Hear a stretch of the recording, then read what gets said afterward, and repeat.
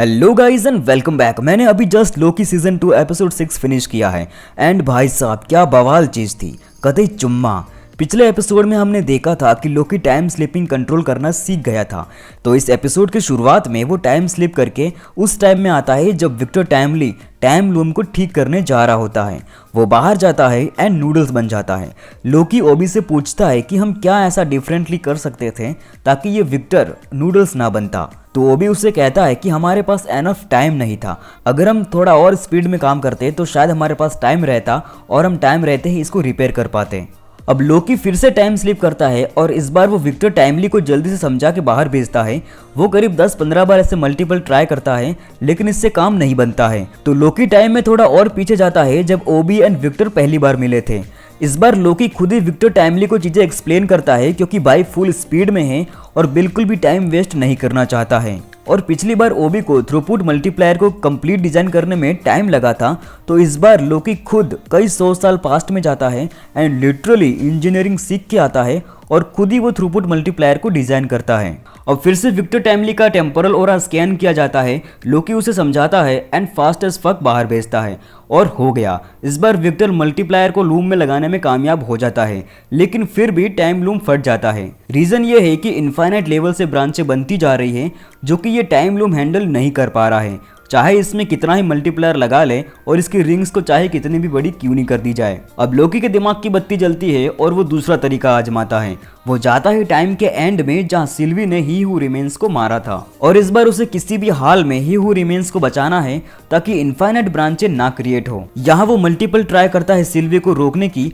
But Silvi नहीं मानती है, वो उसे मारने पर ही तुली हुई है। लोकी ही हू रिमेन्स से कहता है कि भाई तू कुछ कर क्यों नहीं रहा है, वो तेरे को मारने आ रही है, कुछ तो कर, फाइट बैक कर, भाग जा, कुछ तो कर। Then he who remains Sylvie को फ्रीज कर देता है और लोकी से कहता है तो बताओ तुमने अभी तक कितनी बार ट्राई किया है, विच मीन्स कि ही हू रिमेन्स जानता है कि लोकी टाइम स्लिप करके फ्यूचर से आया है। वो लोकी से कहता है कि तुमने अभी तक टाइम फ्रीज करना नहीं सीखा है। इस पर लोकी उसे टाइम फ्रीज करके दिखाता है एंड ही हू रिमेन्स की फटके 4। अब यहाँ वो लोकी को बताता है कि टाइम लूम एग्जैक्टली कभी फट नहीं सकता, वो एक फेल सेफ्टी प्रोग्राम है। अगर बहुत सारी ब्रांचेस बनने लगती हैं तो वो ऑटोमेटिकली सबको डिलीट कर देगा और सिर्फ सेक्रेट टाइमलाइन ही बचेगी। और इसी वजह से जब सिल्वी ने ही हू रिमेन्स को मारा था तो इनफाइनाइट लेवल से ब्रांचें बनना शुरू हो गई थी और इतनी सारी ब्रांचें टाइम लूम हैंडल नहीं कर पा रहा था और इसीलिए वो सारी ब्रांचेस को डिलीट कर रहा था। अब ये सब सुनने के बाद में लोकी कहता है कि अभी तक जो मैंने किया इसका मतलब वो सब टाइम वेस्ट था। अब क्योंकि लोकी सिल्वी को ही हू रिमेन्स को मारने से नहीं रोक सक रहा है और ऐसा करने के लिए उसे सिल्वी को ही मारना पड़ेगा जो कि लोकी नहीं चाहता है, तो वो तीसरा रास्ता निकालता है और जो है लोकी का ग्लोरियस पर्पस। और वो फिर से टाइम स्लिप करके टाइम लूम वाले सीन में पहुंचता है और इस बार विक्टर टाइमली को ना भेज के वो खुद ही टाइम लूम को बचाने जाता है। और भाई साहब यहाँ से ये एपिसोड नेक्स्ट लेवल को टच कर जाता है।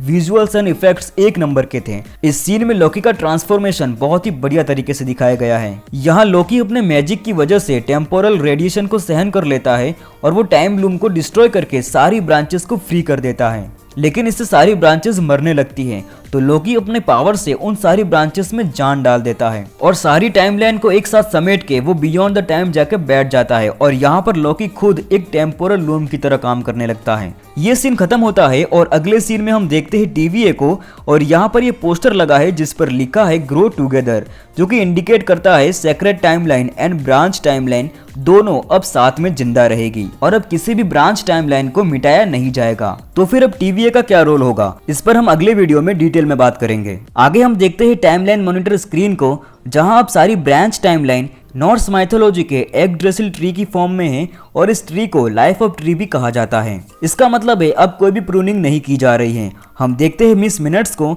जो कि वापस आ गई है। B15 आगे मोबियस के पास जाती है जो उसे एक फाइल देता है ही हू रिमेन्स के एक वेरिएंट की, जिसने 616 यूनिवर्स के एक नजदीकी रियम में कुछ तो किया है। अगर हम गौर से देखें तो ये कैंग का वेरिएंट वही है जो कि हमने एंटमैन एंड द वास्प में देखा था, यानी एंटमैन 3 के इवेंट्स इस टाइम तक हो चुके हैं और अब मल्टीवर्स से सारे कैंग के न्यू वेरिएंट्स आना स्टार्ट होंगे जो कि कैंग डायनेस्टी की तरफ लीड करेंगे। आगे हम देखते हैं रेंसलेयर को जो कि उसी वर्ल्ड में फंसी हुई है जहां पर हमने पिछले सीजन में मल्टीपल लोकी के वेरिएंट्स देखे थे। आगे हम देखते हैं मोबियस को जो कि टीवीए को छोड़ के अपनी ब्रांच टाइमलाइन में गया है सुकून के लिए। ऑफ कोर्स यहाँ सिल्वी भी उसके साथ में है, जो उसे अकेला छोड़कर वहां से कहीं और चली जाती है। अब लास्ट फ्रेम में हम देखते हैं लोकी को, जो सारी टाइम ब्रांचेस को लेकर बियॉन्ड द टाइम जाकर बैठा हुआ है। अब आगे का सीन क्या होने वाला है? क्या लोकी वापस आएगा? क्या ही हू रिमेन्स जिंदा है? और TVA का अब क्या रोल होने वाला है? और कैंग के मल्टीपल वेरिएंट्स किस तरह से आने वाले हैं? हम इन सब पर डिटेल में बात करेंगे अगले वीडियो में। सो आप मुझे कमेंट करके अब ये बताओ कि आपको ये एपिसोड कैसा लगा और ओवरऑल सीजन 2 आपको कैसा लगा। अब मैं मिलता हूं आपको अगले वीडियो में। Till then we are fearless.